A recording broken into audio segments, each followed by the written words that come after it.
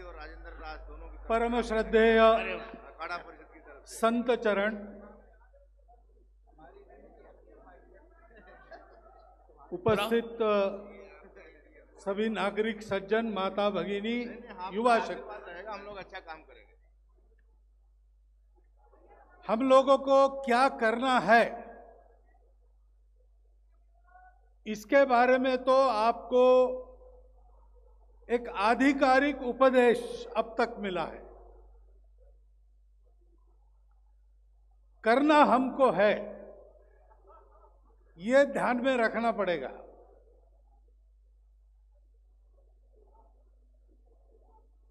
यह बात तो सारी दुनिया मानती है, अपना अनुभव है, एक तरह से शाश्वत सत्य है। कलियुग में संगठितता की, एकता की शक्ति है और स्थायी एकता, शाश्वत एकता स्वार्थ के भरोसे नहीं होती।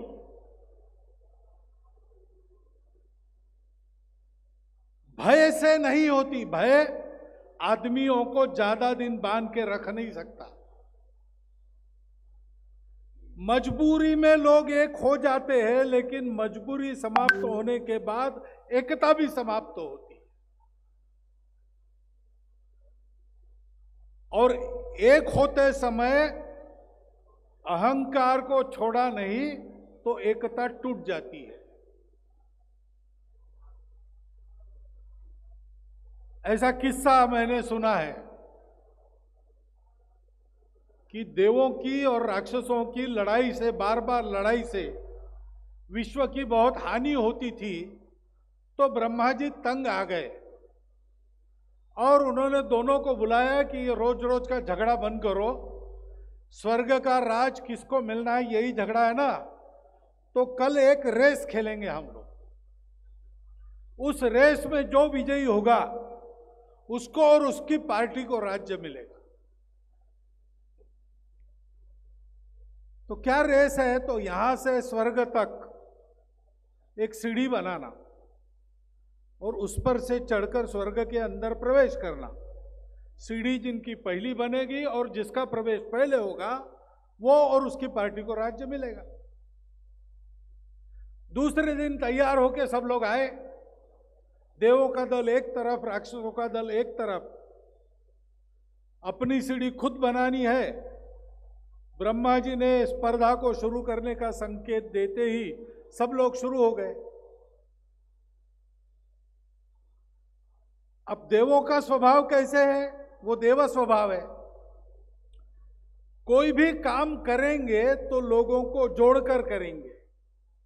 कोई भी काम करेंगे तो लोगों को जोड़ने के लिए करेंगे। धर्म पर चलने वाले लोग हैं तो सब जिससे जुड़ जाते हैं, सब जिससे उन्नत होते हैं, सबको जिसमें सब सदा सर्वदा सुख मिलता है, ऐसा ही काम करेंगे। वो तुरंत जितने देव थे उतने जुड़ गए, उन्होंने एक मंडल बनाया। उनके कंधे पर बाकी कुछ चढ़ गए, उन्होंने दूसरा।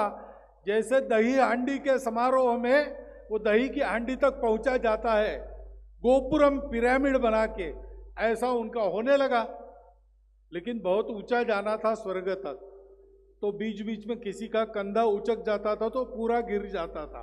फिर से बनाओ, बन ही नहीं रहा था। और राक्षस तो राक्षस बुद्धि के ठहरे, उनको बाकी लोगों से लेना देना क्या है? अपने स्वार्थ को पूरा करने के लिए उन्होंने प्रकृति पर आक्रमण किया। बड़े बड़े शिखर तोड़ के लाने लगे पैड़ियां बनाने के लिए। बड़ी बड़ी बिल्डिंगें थी शहरों में, उसकी दीवारें तोड़ के लाने लगे। पशु पक्षी पर्वतों में रहने वाले, जंगलों में रहने वाले भागने लगे, त्राही त्राही हो गए। लोग भी उधर उधर भागने लगे। सारी दुनिया त्राही त्राही करने लगी, इनको कोई परवाह नहीं। सबसे बड़ी पैड़ी एक सबसे पुराने और बलशाली राक्षस ने दूर हिमालय में जाकर एक विशाल उसका शिखर उखाड़ के ले आया, बिछा दिया और कहा ये मेरी पटरी। उस पर दूसरे छोटे छोटे ऐसे बनने लगे। अब ऐसा जब होता है कि परिस्थिति कुछ संभली नहीं जा रही,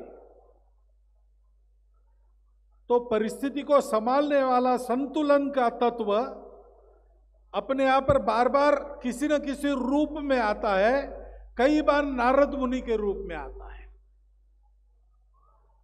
तो नारद मुनि ये सारा दृश्य देख के निकले, नारायण नारायण करते, और इंद्र को जाके पूछा कि क्या हो रहा है भैया आप लोगों का, आज लड़ाई झगड़ा कुछ नहीं, कोई खेल चल रहा है? तो हाँ महाराज खेल तो चल रहा है, लेकिन चल क्या रही, बिगड़ रहा है। हम सब धर्म मानने वाले लोग हैं, हम धर्म सम्मत पद्धति से काम कर रहे हैं, हो ही नहीं रहा, बार बार करना पड़ता है। बहुत लंबा समय, ये तो जीत जाएंगे, जीतने के बाद भी दुनिया का कल्याण ही करेंगे। हम अच्छे हैं लेकिन हमको नहीं मिल रहा है। तो नारद मुनि ने कहा कि देखो तुम इसका विचार मत करो, अगर अच्छा है और सत्य है तो उस पर चलो, उससे नुकसान नफे का विचार मत करो। स्वार्थ का विचार करोगे काम नहीं होगा। संगच्छध्वम संवदध्वम समो मनावसी जानताम, ऐसा आगे बढ़ना है। मजबूरी नहीं, भय नहीं, स्वार्थ नहीं, अहंकार भी नहीं। मिलके बार बार प्रयास करो, बार बार प्रयास करो, होके रहेगा। अगर सत्य है तो सत्य सेना दलों के भार से मरता नहीं, वो बार बार सर पे चढ़ के बोलता है। फिर गए राक्षसों के पास, उनको भी वही पूछा, तो बड़ी पैड़ी डाल के उस पर वो सबसे पुराना राक्षस खड़ा था, क्योंकि पैड़ी अगर हिलने लगी तो ऊपर का सब गिर जाएगा। तो जिसने पैड़ी लाई वो खड़ा होता था। पूछा उसको क्या हो रहा है? तो बोले मुनि महाराज कुछ दिन के बाद आपको ये नारायण नारायण बंद करना पड़ेगा। सीढ़ी बन रही, हम लोग जाएंगे, हमारी बन जाएंगी, सब हम जाएंगे स्वर्ग में, तो राज्य हमारा हो जाएगा। फिर आपके ये सब खेल बंद करने पड़ेंगे हम। बोले अच्छा आप लोग राजा बनने वाले हो? राजा कौन बनेगा? बोले हम। अरे हम यहाँ सब थोड़ी बनते, कोई तो एक होगा। हाँ, तो बोले उसका तो ऐसा है कि जो पहले अंदर जाएगा वो राजा बनेगा, उसकी पार्टी को राज्य तंत्र मिलेगा। तो बोले पहले अंदर जाएगा यानी कौन? तो बोले वो आखिरी जो खड़ा है ना, छोटा बच्चा, एक कहीं से फरसी लाई, ईंट लाई, वो लेके खड़ा था। आखिरी फरसी तो छोटी होगी, वो उसकी होगी, उसको उस पर खड़ा रहना पड़ेगा, वो अंदर जाएगा पहले। तो नारद मुनि ने कहा ये कैसे भैया, सबसे बड़ा काम तुमने किया, दूर हिमालय से लेके आए, यहां पर तुमने बिछाया, और राजा वो बनेगा? उसने तो कुछ भी नहीं किया, पास ही पड़ी थी किसी पड़े हुए घर की, वो उठा के ले आया। तो नहीं, खेल का नियम है। तो हाँ, ये नियम कानून बनाए जाते ना तुम्हारे जैसे भोले लोगों के लिए ही बनाए जाते, तुमको राजा नहीं बनने देना है, इसलिए तो ये नियम बना है, तुम भोले ठगे जा रहे हो। तो उसने कहा ऐसे कैसे? तो बोले जो क्या, सबसे पुराने तुम हो, सबसे बड़ा काम तुमने किया, सबसे ज्यादा परिश्रम तुम्हारा है, तुम नीचे इस पर खड़े हो तब तक ऊपर बनता रहेगा, और अब राजा बनने का चांस आ गया तो तुमको कुछ नहीं। नारायण नारायण ऐसे कहते नारद मुनि चले गए, लेकिन इसके दिमाग में तो कीड़ा डाल दिया। उसने काम रोक दिया, सबको बुलाया, नीचे आओ नीचे आओ, बात करो। पूछा उसने राजा कौन बनेगा? तो बोले भाई राजा जो पहला जाएगा वो जाएगा, छोटा बच्चा। तो बोले वो कैसे बनेगा, वो तो छोटा बच्चा है, सबसे कम काम, कुछ आता देता कुछ नहीं, मैं पुराना हूं, इतने सालों से काम कर रहा हूं, ये पैड़ी लाई है मैंने, सबसे ज्यादा परिश्रम मेरा है। तो बोले नहीं भैया, खेल का नियम है। तो बोले ऐसा खेल हमको नहीं खेलना, आप मुझे राजा बनाओगे तो मैं खेलूंगा, नहीं तो नहीं खेलूंगा। उन्होंने कहा ये हो नहीं सकता भाई, नियम है, ब्रह्मा जी ने बनाया है, कोई नहीं उसको तोड़ सकता। तो बोले ठीक है, फिर हमको खेलना नहीं, हमने अपना सामान लाया था वो लेते हैं और हम घर वापस जाते हैं। उसने अपना वो बड़ा पत्थर निकाल लिया और घर चला गया, उधर सारा गिर गया। तात्पर्य है कि हमको अगर ऐसा होना है, पूरे समाज को एक करना है, तो अहंकार को भूलकर, स्वार्थ को छोड़कर निर्भय होकर और मजबूरी से नहीं, प्रेम से अपनों के लिए काम करना पड़ेगा। यहां पर प्रभु रामचंद्र जी ने जो प्रतिज्ञा की थी, निश्चरहीन करहु मही भुजय उठाय प्रणकीन, वो कोई अपने लिए नहीं की थी, उनका कोई संबंध नहीं था। 14 साल जैसे तैसे जंगल में गुजारते, वापस जाते, अयोध्या का राजा बन जाते। राक्षसों से झगड़ा मोल लेके सारे कष्ट ही तो भोगे, लेकिन ये झगड़ा उन्होंने खुद को मोल लिया, वो स्वार्थ का काम नहीं था, उसमें अहंकार भी नहीं था।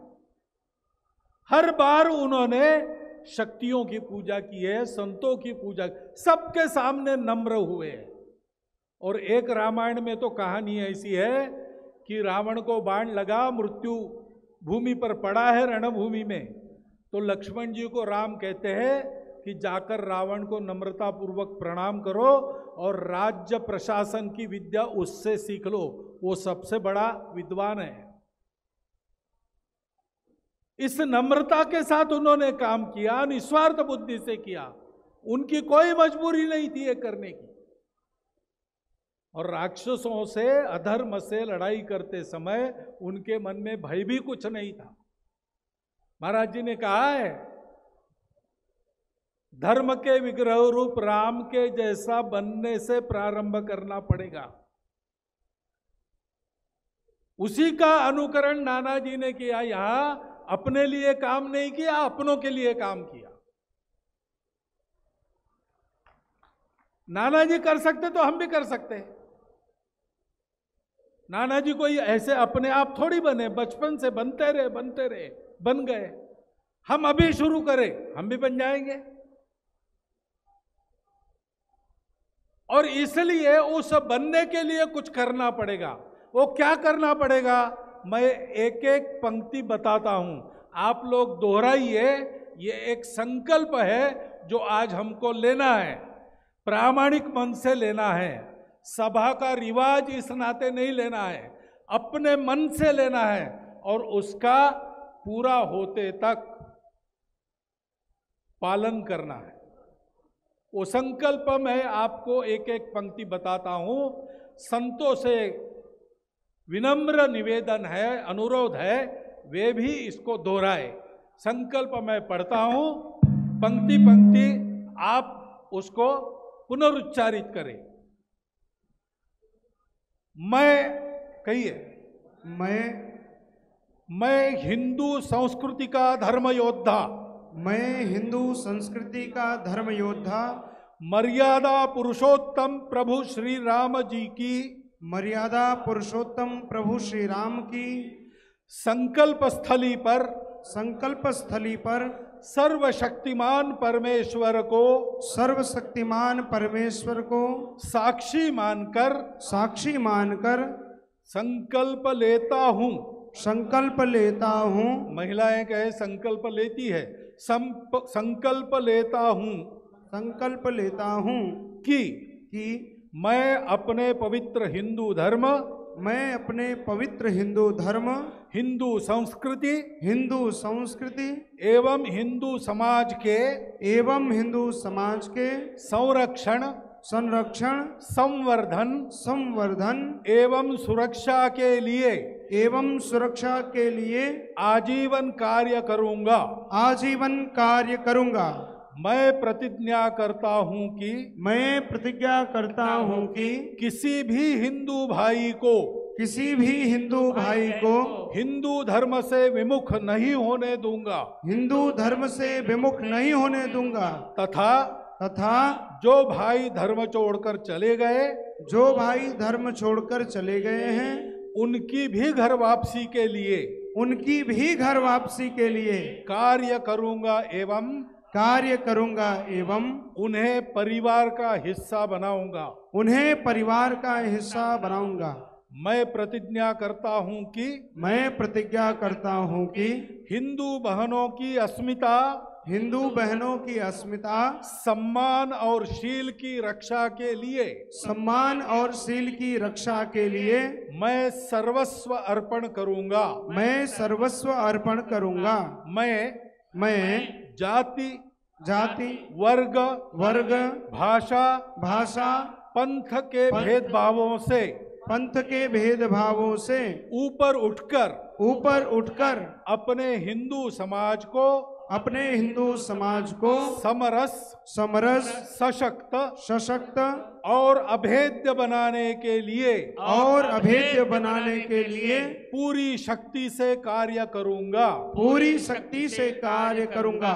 भारत माता की जय। भारत माता की जय। अब ठहरो, नारे देने के पहले सोचो। तिल तिल तिल अपनी आदत को, आचरण को बदलकर संकल्प में आपने जैसा कहा है वैसा अक्षरशः हमको बनते रहना है, बन जाने तक बनते रहना है। धीरे बनेंगे, जल्दी बनेंगे, बात अलग है। बनने का प्रयास सतत जारी रहेगा। तो आपके करने में स्वयं भारत की चित शक्ति, भारत माता प्रत्यक्ष अपना पूर्ण सामर्थ्य भर देंगी और यश आपके पास खींचकर आपके झोली में डाल देंगी।